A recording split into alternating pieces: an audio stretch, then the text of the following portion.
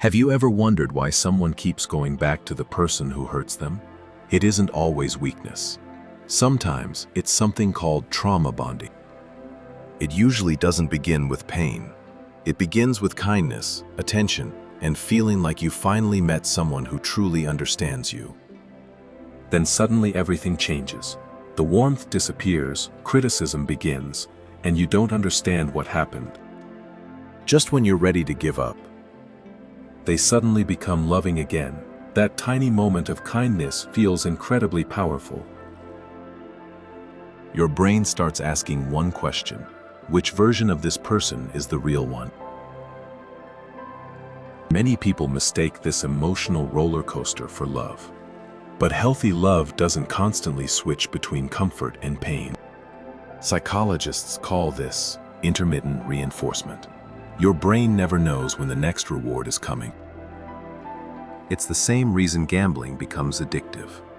Unpredictable rewards make people keep trying.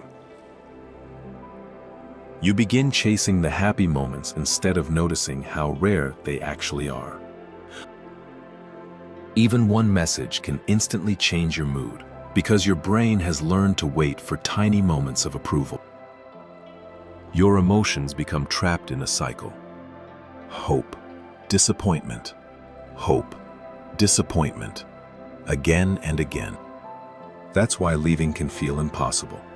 The strongest chains aren't made of rope, they're built inside the mind. Even when the exit is right in front of you, your mind whispers, maybe things will be different this time. Hope keeps pulling you back. Your brain doesn't replay every painful memory equally. It often clings to the best moments, making the relationship seem better than it really was. One small act of kindness can feel brighter than dozens of painful moments because your brain is desperate for relief. Eventually, love starts feeling like hard work.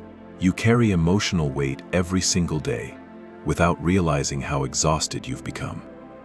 Constant criticism slowly changes how you see yourself. Little by little, your confidence begins to disappear.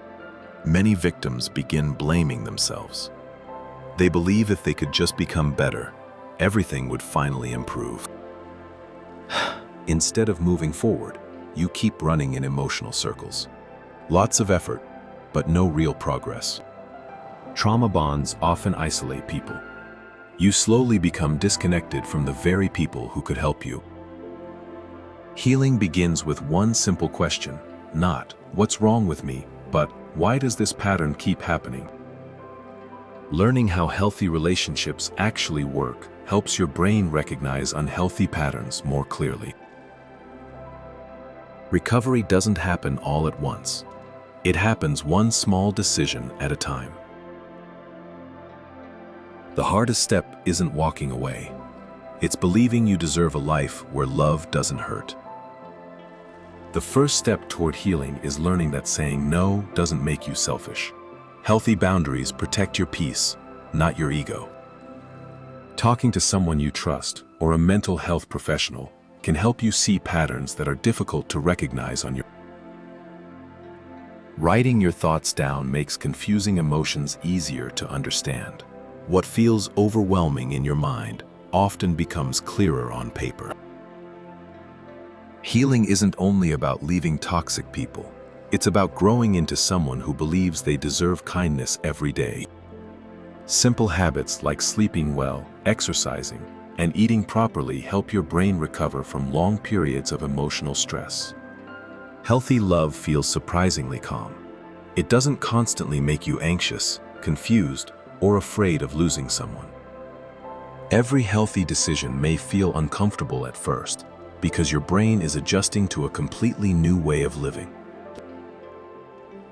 Your past explains your pain, but it doesn't have to decide your future. Healing doesn't happen overnight, but every single day you choose yourself, you become a little stronger. Sometimes the greatest proof of healing is becoming the safe person you once needed. Real love isn't about surviving emotional storms. It's about feeling respected, valued, and emotionally safe. If this video helped you understand trauma bonding a little better, share it with someone who might need it.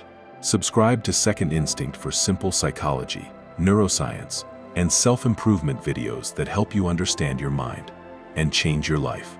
I'll see you in the next one.